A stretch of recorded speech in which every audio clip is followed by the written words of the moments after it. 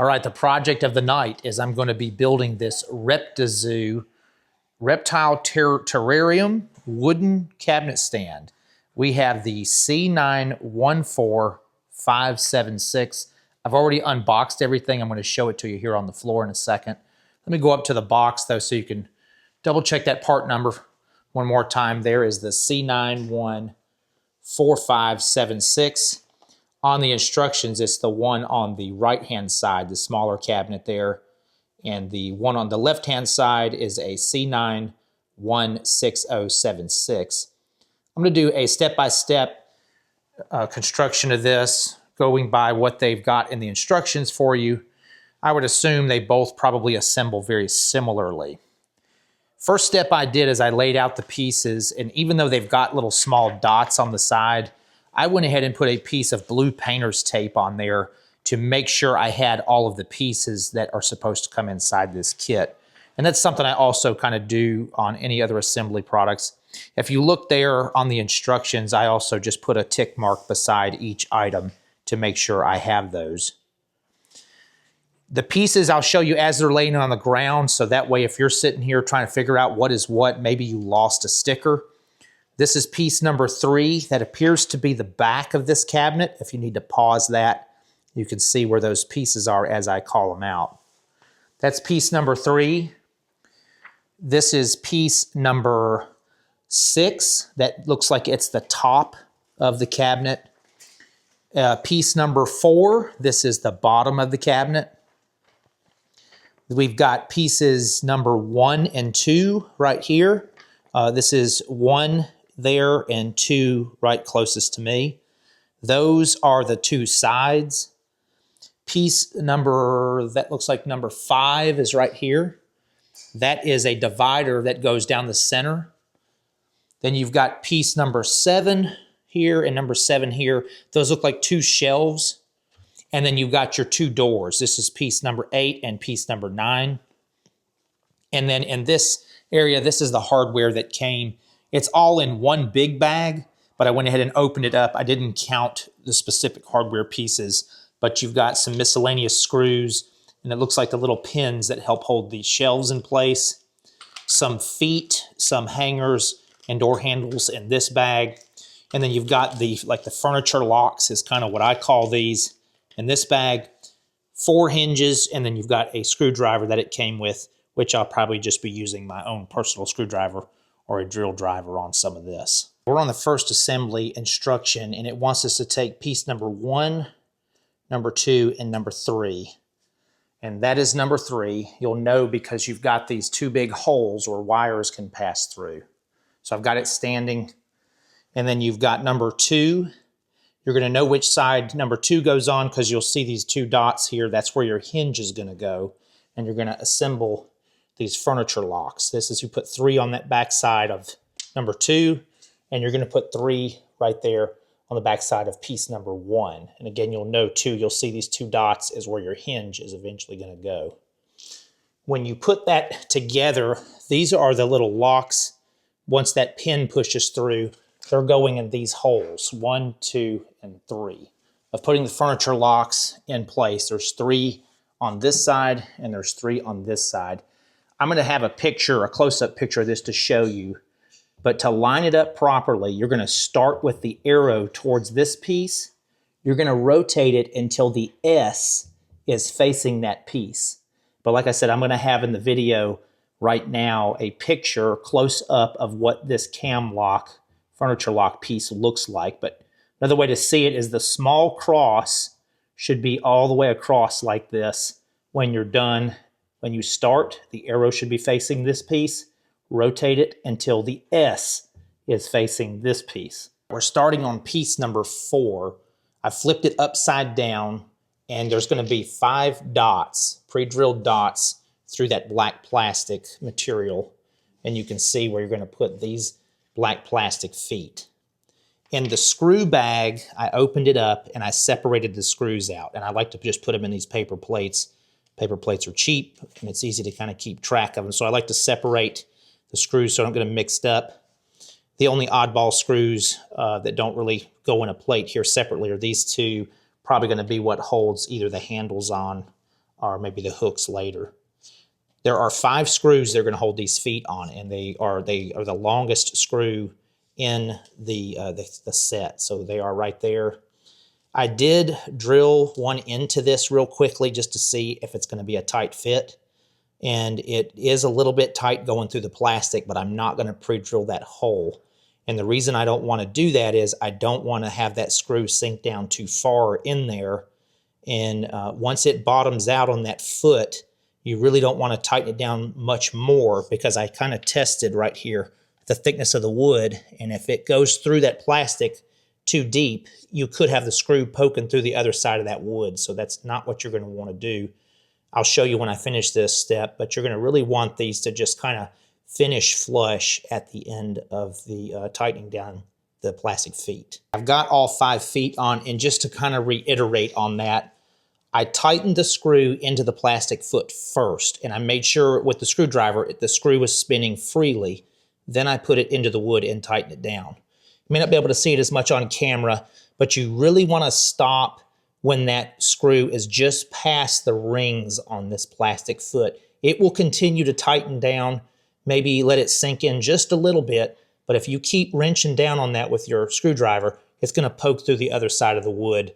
So about the time you see it flush past those rings is about the time you want to stop tightening those screws. Still on piece number 4, after we flipped it over, you're going to put these posts. There's 8 posts you're going to put in, and you're going to know that you've got them correct, because you'll have just these 2 in the center, and you'll have those towards the back corners right there.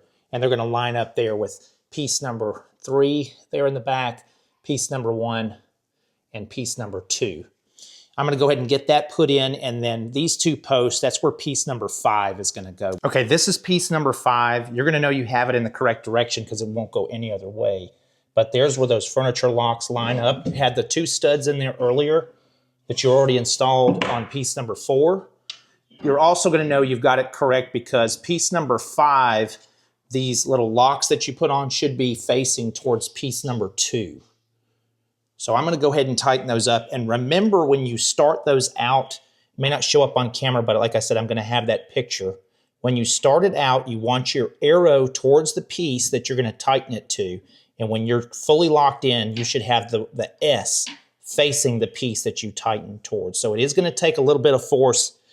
Do not use a drill to do this, though, because you can strip these things out very easily. Before we put piece number 6 here on the top, they've got these hooks that they want you to install, and I believe it's going to be much easier without piece number 6 up there. I've already put this one on. They give you these lead holes here at the top. So that top screw, you're able to go ahead and put it in, and then you want to level this hook, and then you insert the bottom screw in. You may have to push on that screw just a little bit to get it to go through this. It feels like a hard plastic type material. So you have to push through that before you tighten it up. Okay, this is piece number 6. I've got all the studs in this one right now.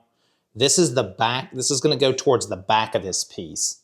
And then this edge here is actually the front. So I'm going to go ahead and put that on the top, and then I'll tighten all those cam locks in the top there. Okay, we've tightened all the little furniture locks there for piece number 6 that's on the top. Another tip I'll give you is if you've got multiple of these you're trying to line up, go ahead and insert these all before you tighten any of them. Then you've got them all in, then you can start tightening. I started right here with piece number 5 to piece number 6 first. And then I came over here to piece number 1 to piece number 6, doing that one last. Same thing over here. This was piece number 2, tightening to piece number 6, did those 2, and then I did the one in the back. I've already put these pins in for the shelf, and they give you, I think it's 8 on each side, so you can change the height of the shelf. This is piece number 7. There's no pieces that you have to do anything with here, but you can put it on the lower section or the upper section. I just put them right there for right now. If you're having trouble with these pins pushing in, just take the back of your screwdriver and push on the pin like that and make sure it's fully seated against that collar. Okay, for piece 8 and piece 9, you're going to go ahead and put the hinge assembly in the doors first. And that's using those little small screws that you have. I think there's 24 of these total. So that's the little small screws. And again, be careful not to strip these out. They will continue to tighten down. I did see the hinge deform just a little bit, and that's when I stopped. The next thing they tell you is to put the doors on and assemble it to the sides. So door number 9 is going over here on piece 2. And then door number 8 is going to assemble there on piece 1. If you see those pilot holes that they're talking about, here and here, and there's 2 down here, here and here, they tell you to put it on the first row of the hinge. The best way for me to describe that is it is a slotted hole. So this is what I believe they're considering the first hole, because you're not going to drill those 2 holes there in yet until you move this door up and down and get the perfect position for up and down. Then you will put those screws in. So both of those are slotted here and here and here on both door 9 and door 8. Put those in first, get your up and down motion correct, and then you will put those in once that's correct. I've got both door 8 and door 9 on now, and I'm just going to show you what I was talking about. Those are the lead holes that you're going to put in. These are slotted so you can move the door up and down. You're going to do that on both sides there, so you can still move the door up and down. Now, one trick I just used, and depending on the thickness of the door or the gaps that you want, all I did was just use a piece of blue painter's tape folded over a couple times. And I like to have my door up off from the bottom a little bit because sometimes doors tend to sag down, and I'd rather it not be scraping down here. So once you fold your piece, you can run it along this area and make sure that you've got an even gap, both top and bottom. So that's the way I did mine. Another thing you can look at is just kind of see, do your 2 doors line up evenly here and line up evenly there. That's those screws here where you're going to adjust those before you run these other 2 at each hinge in. So get that correct first. This screw right here and this screw right here, that's the adjustment on the door if your door is not aligned straight with this panel here. If it's perfectly straight here, don't adjust that screw. But you have to rotate that screw in or out depending on if your door is too far in or if it's too far out. Your other adjustment screw right in the back right here, there, and that one there, is if you look on the side and you don't have an even gap all the way down right here, you can move the door in or out based on the look that you're going for, or if it's out. Mine seem to be pretty good on both sides, so I'm going to leave those alone. But that's how you would adjust the hinge.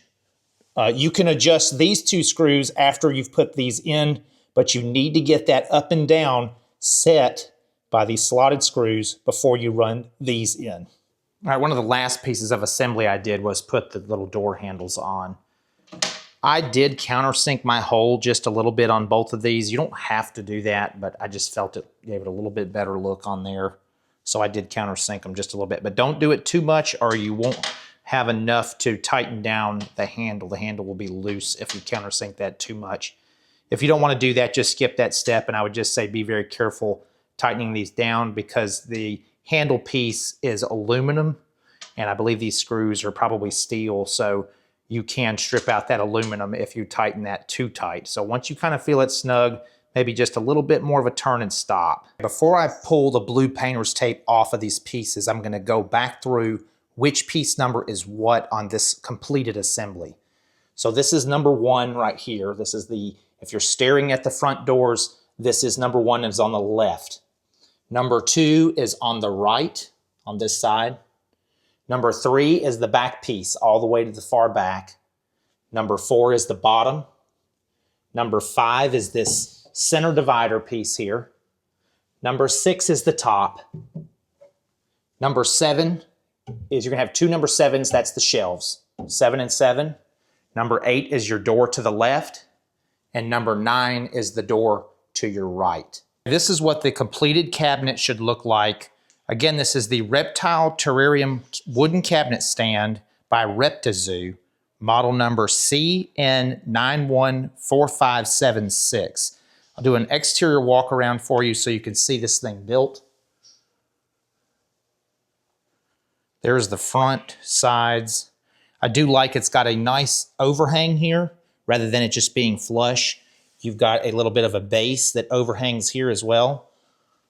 On the back, it is recessed in a little bit here, which is nice, especially if you've got cords or plugs or anything that you need to be behind this. And then it's got these two inserts here that are almost like what you would have on your desk, where you can open and close these so you can pass cords through, and you can pull this all the way out if you need to. These pieces are spring-loaded, where that will kind of open up if you don't want it completely open. You can just kind of spring it to the side and just barely open it, just enough to get your cord all the way through, and then kind of put it back in place. So you do have two of those. Like I mentioned, it's got that nice, the back is recessed in a little bit there, so if there's an outlet behind this, you don't have to worry about shoving it back too far. Here's your other side. We'll open it back up so you'll see the finished product there. You've got the two adjustable shelves, so you can move these up to this next pin location here. You could take them out completely if you've got something taller in there. There's the pass-through on this side, and you've got the pass-through on that side. The two hooks are mounted here on the left side, and you've got your adjustable hinges there. I think it's a really nice cabinet. It's got a feel almost like a plastic over wood, so it feels like it'll resist scratches and staining very well. It wiped up really easily after I was completed. So I think this is gonna be a really good cabinet. I will mention this too, it is pretty heavy. So this has definitely got wood underneath here. This isn't hollow pieces of wood, maybe pressed wood or something underneath there, but it's definitely heavy. So you're gonna have to have some help to move this thing. I really wouldn't try to move that by yourself. Like I mentioned, this is the cabinet by Reptizoo, the CN91457. Hopefully this information was useful or helpful for you. And if it was, please subscribe and share. And that's to the point.